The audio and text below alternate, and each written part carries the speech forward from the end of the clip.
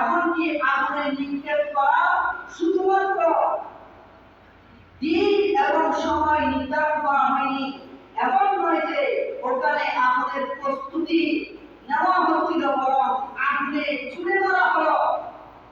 বেলা তামসিল অর্থাৎ বোঝানোর জন্য আরজ করব, কাউকে বন্দী করা হলো, আশা করা যায় যে সেই বাচ্চার কোনো পথ বের হতে পারে।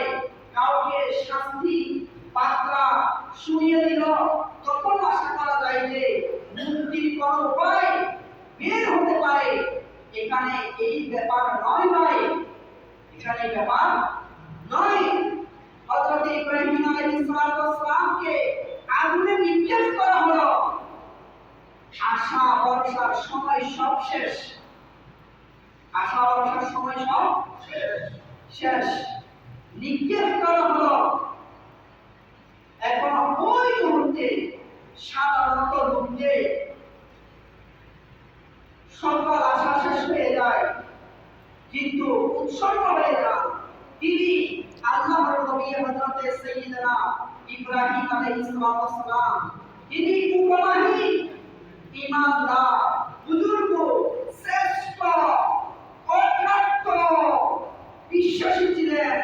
রিওয়ায়াতে লেখা হয়েছে যখন তাকে আগুনে নিক্ষেপ করা হলো, তখন হযরত সাইয়্যিদনা জিবরাইল আমিন আলাইহিস সালাম এসে উপস্থিত হয়ে গেলেন। সুবহানাল্লাহ।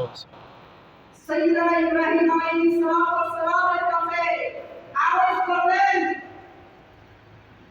হে আল্লাহর নবী, আপনার কি কোনো সাহায্যের দরকার আছে? কোথায় জিজ্ঞেস করতেছে? আগুনের মাঝখানে। কোথায়? আগুনের মাঝখানে।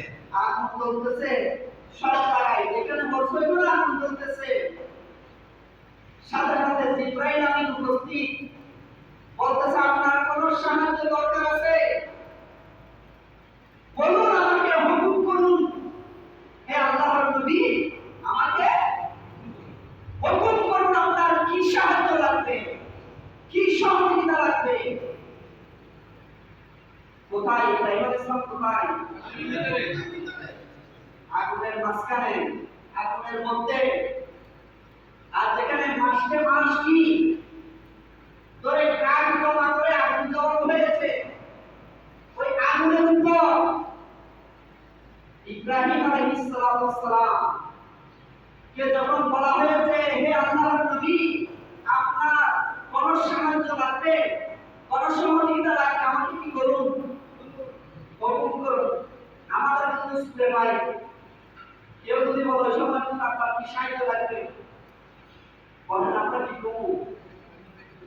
হ্যাঁ, আমার স্কুল থেকে বাঁচান, টাকাতে পাইলেন। কেউ যদি এসে বলে কোনো কাজ করতে আসি, বলেন আমরা কি করবো?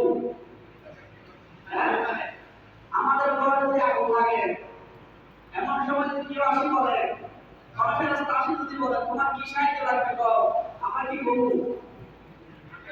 আমার ঘরটা আগুন থেকে নিভে যাও না।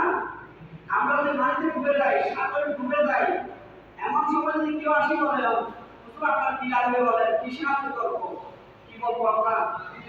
আমাকে মাটি থেকে উদ্ধার করুন। তো ইব্রাহিম আলাইহিস সালাম ভাই আগুনে, ইব্রাহিম আলাইহিস সালাম বলতেছে, হে আল্লাহর নবী, আপনার কি লাগবে, কি প্রয়োজন, আমাকে আদেশ করুন। হযরত সাইয়্যিদনা ইব্রাহিম আলাইহিস সালাম আরজ করলেন, শুনুন শুনুন,